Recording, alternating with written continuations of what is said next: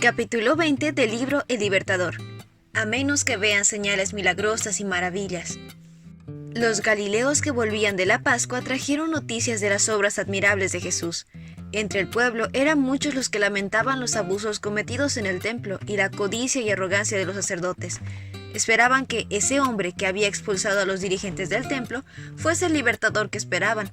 Ahora llegaban informes de que el profeta se había declarado el Mesías.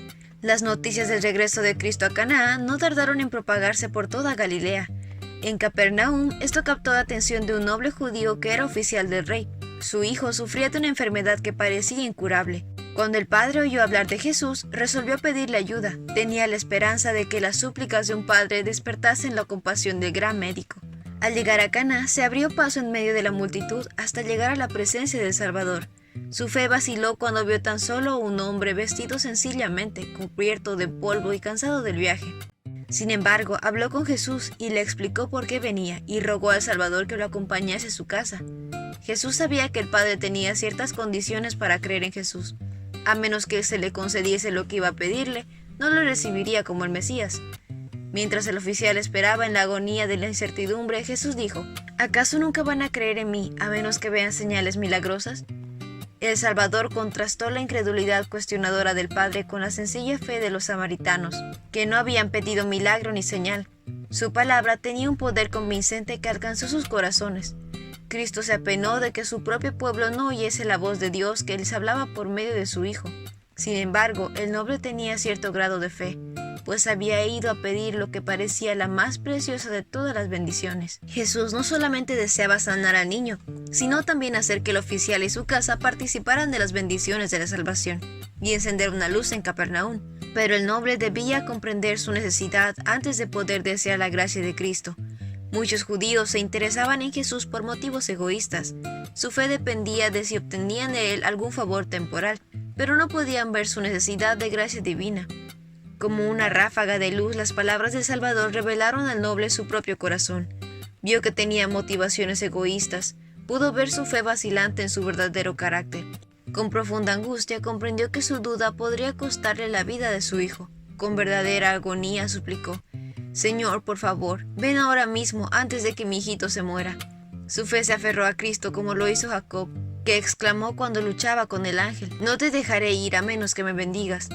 Y como Jacob logró vencer, Jesús dijo: vuelve a tu casa, tu hijo vive. El noble salió de la presencia del Salvador con una paz y un gozo que nunca antes había sentido. A la misma hora, los que cuidaban al niño agonizante en Capernaum notaron un cambio repentino y misterioso. El rostro afiebrado pasó a tener el suave tinte de la salud que volvía. El cuerpo débil y enflaquecido fue recobrando fuerza. No quedaron en el niño rastros de enfermedad. Su piel ardiente ahora estaba suave y húmeda, y quedó sumido en profundo sueño. La familia estaba asombrada y fue grande su regocijo. El oficial podría haber llegado a Capernaum al atardecer, después de su entrevista con Jesús, pero él no se apresuró en su viaje de regreso. No llegó a Capernaum hasta la mañana siguiente. ¿Y qué regreso a casa? Cuando salió para buscar a Jesús, su corazón estaba apesadumbrado. Cuán diferentes eran sus sentimientos ahora. Mientras viajaba en la quietud de la madrugada, toda la naturaleza parecía alabar a Dios con él. Cuando aún estaba lejos de su casa, sus siervos le salieron al encuentro, ansiosos por aliviar la angustia que seguramente debía de sentir. Pero no manifestó sorpresa por la noticia que le traían, sino que les preguntó a qué hora había comenzado a mejorar el niño. Ellos le contestaron: ayer, a la 1 de la tarde, la fiebre de pronto se fue. En el instante que la fe del Padre se había aferrado a la promesa de Jesús: tu hijo vivirá, el amor divino había tocado al niño moribundo. El padre corrió a saludar a su hijo, lo abrazó contra su corazón como si lo hubiese recuperado de la muerte, y agradeció repetidas veces a Dios por su curación maravillosa. Tiempo después, cuando el noble supo más acerca de Cristo, él y toda su familia llegaron a ser discípulos suyos.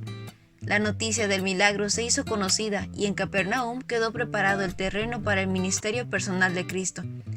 Como el Padre afligido, con frecuencia buscamos a Jesús por el deseo de algún beneficio terrenal, y solo estamos dispuestos a confiar en su amor si nos otorgará lo que le pedimos. El Salvador anhela darnos una bendición mayor de lo que le pedimos, y demora la respuesta para poder mostrarnos la maldad de nuestro corazón y nuestra profunda necesidad de su gracia. Él desea que renunciemos al egoísmo que nos lleva a buscarlo. El noble quería ver el cumplimiento de su oración antes de creer, pero tuvo que aceptar la palabra de Jesús de que su pedido había sido oído y la bendición otorgada. No debemos creer porque vemos y sentimos que Dios nos oye. Debemos confiar en sus promesas. Cuando le hemos pedido su bendición, debemos creer que la recibiremos y agradecerle porque la hemos recibido.